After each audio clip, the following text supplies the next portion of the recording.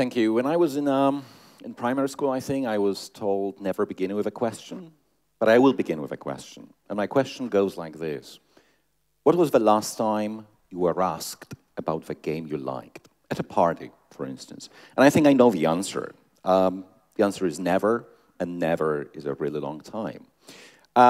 We do ask people and get asked about movies, about television shows, about books, maybe even occasionally about comic books, but we don't get asked about video games, unless you belong to a generation that shouldn't go to parties and have those drinks. There are many reasons for that, and my talk is not about the reasons. One of the major ones is the public general image that video games have in our society, the image that is mostly shaped by the kind of commercials and advertisements and billboards that we see in our streets and public spaces, most of which advertise the kind of games you probably wouldn't like your children to play, the kind of games that rely on violence as the main draw, that show not very favorable representations of women or any kind of minorities, the kind of games that, of course, have certain narratives, but these narratives are not particularly engaging. So most of us know video games, or people who do not play those know video games from that kind of sphere, the kind of billboards that you see behind me. And that's one of the reasons why we have such a not different opinion of the medium. But despite all of this, I would like to suggest that we really should, that everyone should treat video games very, very seriously. And you can ask, who am I to actually ask that? So I should probably say a little bit about myself. I come from a generation, I will not say I'm old, because I'm not, but I come from a generation that was raised on literature.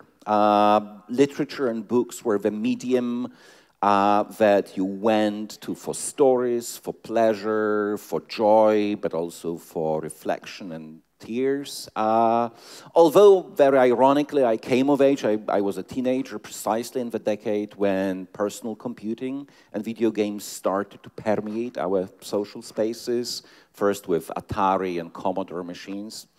Then my original academic training was, again, in literature, in literary studies, of a discipline that has been very consistently very suspicious of new media in general, but video games in particular.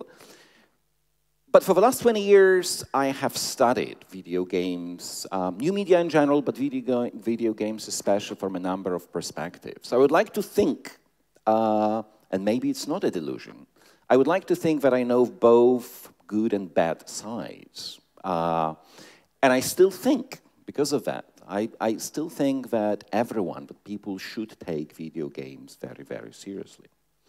There's a number of reasons for that. I don't really have much time, so I have just 4 that hopefully will convince you that even if you're not a gamer, or if you have children and you're kind of very suspicious about their playing video games, but they will slightly convince you that they do deserve our attention. Now, the first of these reasons is what I call complexity. Games are pieces of software. They are texts that are built and made of code.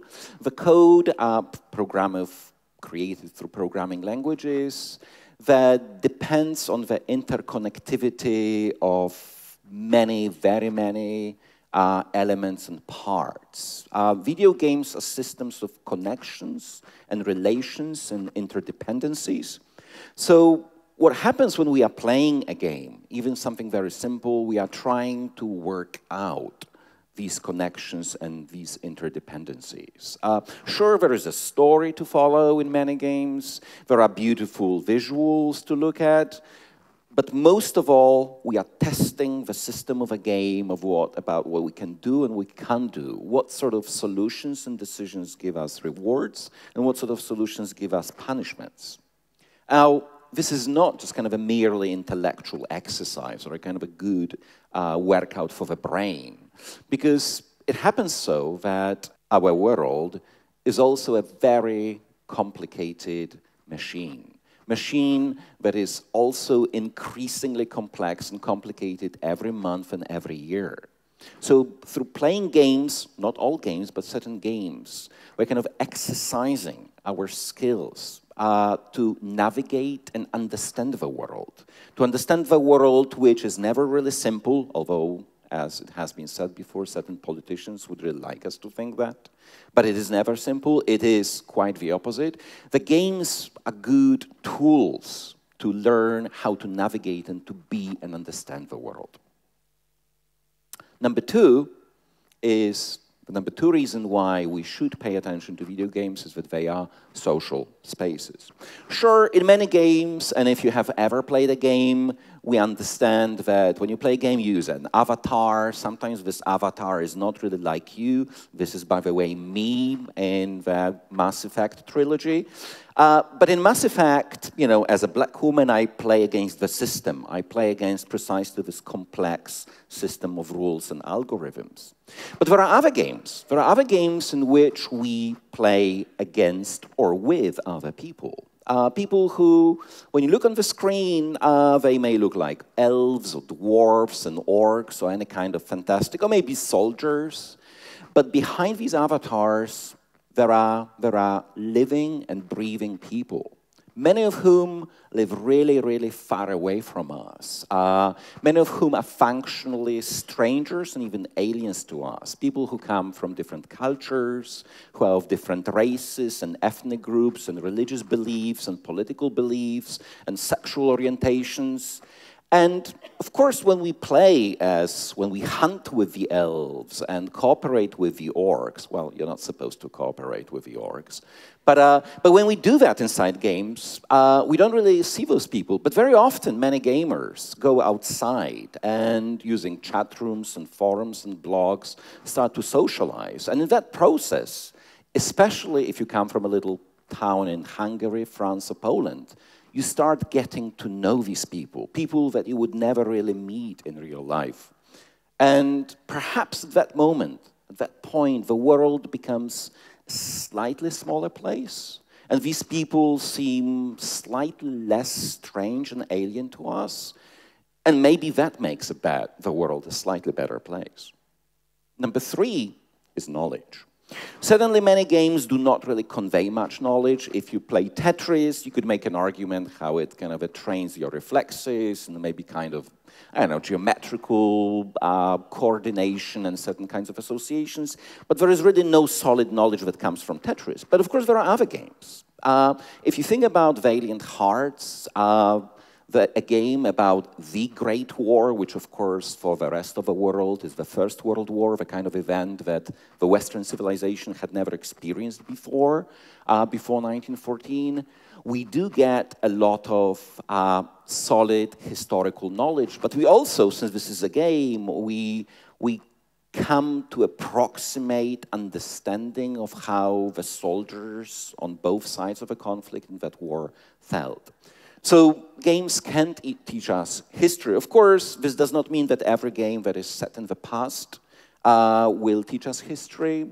Sometimes this history will not be really accurate, but there are certain kinds of thinking that the games can give us. And this is very important for certain demographic groups, for children, for teenagers, for people coming from different educational backgrounds who do not find reading traditional history books particularly easy or attractive. Games can convey knowledge. And history is not an exception. There are other disciplines. For each of the disciplines and fields and interests or skills that you see listed behind me, I could give you, and you have to take my word for it for now, I can give you examples of 4 or 5 or 6 video games that would actually expand and extend your knowledge in these areas. I'm not suggesting that games should replace other educational tools and techniques. I'm saying that they can be very helpful and sometimes brilliant aids. They will not work for every single type of knowledge or every area of our culture, but they will work for many of them. And there is much very conclusive research that demonstrates that any kind of knowledge, any kind of information acquired in an active way stays with us for much longer and becomes much more operational and much more practical than the kind of knowledge that we acquire in a static environment. And finally, last but not least, games are beautiful. Games are beautiful, and of course we like to think, or most people like to think about video games as commercial products, and of course they are that, and make a lot of money on top of that, more money than Hollywood for almost a decade now. And there is, of course, a big discussion that has been raging, again, for close to a decade, whether video games are art. I do think they are art, but I also think that this is a wrong question to ask, and any kind of answer that you get to that question is completely irrelevant. Because the truth is that games do all these things that art, whether it's painting, theater, literature, film, so all these things that these media, these arts have been doing to us, games, video games can do to us too. They come in different flavors, with different styles and different schools and different aesthetics. Some of them will give us very definite feelings and emotions, like the Mass Effect trilogy I mentioned earlier. You do feel anger and nostalgia and sorrow. Some others will give us more indistinct emotions, affects as we call them, that will make you feel sad or reflexive, but you can't really put your finger on what is wrong with you. But the games can and do move you. Not every single game, but many do. And they are also beautiful to look at, representing various aesthetics and styles, as I said. So these are the 4 reasons why I think we should take video games seriously. There are many more, but I don't really have much more time. But I hope it has become slightly clearer for everyone here that in 2019, video games do things. They do things to us, and they do things with us. They do things that are important and human and very needful. And this is precisely why I think we should take video games seriously. And perhaps at the party sometime soon, perhaps this coming Friday, you will not ask your friend, so what was the last thing you saw at the movies? You will ask your friend, what was the game that really moved you recently? Thank you.